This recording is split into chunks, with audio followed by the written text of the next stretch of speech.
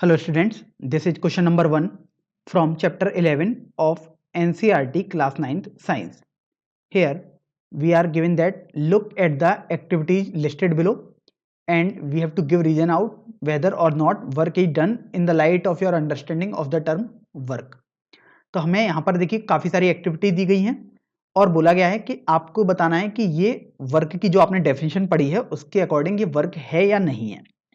सबसे पहले हमें यहाँ पर दिया हुआ है कि Suma is swimming in a pond, तो मान लीजिएगा मैं इसको ए बोल देता हूँ। सुमा किसी पॉन्ड में स्विमिंग कर रही है, तो ये यहाँ पर एक वर्क हो जाएगा, क्योंकि हमने पढ़ा है कि हमारे पास फिजिक्स में वर्क होता है एफ एस कॉस थीटा। यहाँ पर जो थीटा होता है वो होता है फोर्स और डिस्प्लेसमेंट के बीच का एंगल।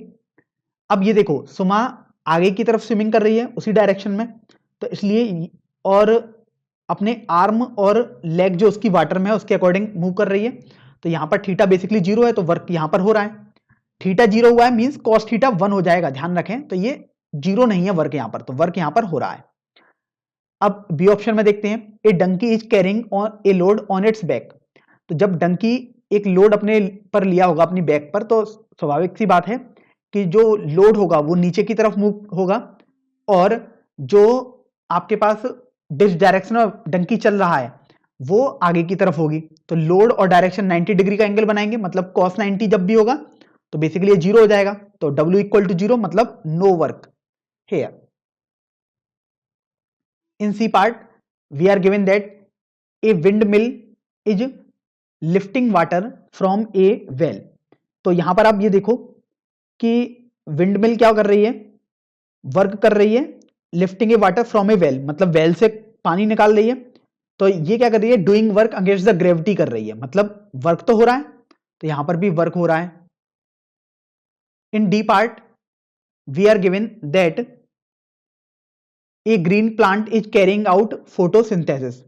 तो एक प्लांट है वो फोटोसिंथेसिस कर रहा है, तो हमें बताना है क्या यहां पर वर्क हो रहा है। तो यहां पर आप देखो ना तो कोई भी लोड हो रहा है, ना ही यहां पर कोई भी डिस्प्लेसमेंट दिख रहा है आपको।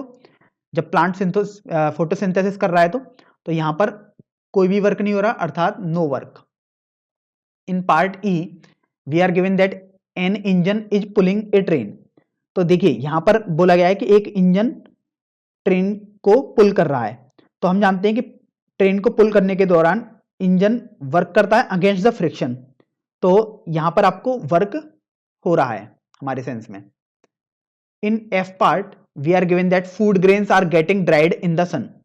तो जब फूड ग्रेन्स सन में ड्राइड हो रहे हैं मींस सूख रहे हैं वहां पर, तो इसका मतलब वहां पर ना तो आप देख रहे हैं ना तो कोई डिस्प्लेसमेंट हो रहा है ना ही कोई फोर्स लग रहा है, तो यहां पर जब फोर्स और डिस्प्लेसमेंट ही नहीं है तो हमारे अकॉर्डिंग वर्क नहीं हो रहा होगा।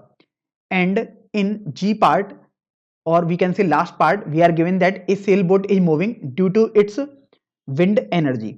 तो यहां पर आपको बोला गया कि जो सेल बोट है वो विंड एनर्जी के कारण मूव कर रही है, तो यहां पर आपके पास वर्क हो रहा होगा, क्योंकि ये उसी डायरेक्शन में मूव कर रही होगी जिस डायरेक्शन में फोर्स लग रहा है, क्योंकि मूव विंड एनर्जी दाई मान लीजिएगा इस डायरेक्शन में फोर्स लगा रही है, तो सेल बोट इधर ही घूमेगी, मतलब कॉस थीटा 1 हो जाएगा क्योंकि थीटा 0 हो जाएगा, तो हमारे अकॉर्डिंग यहां पर भी आपके पास वर्क हो रहा होगा।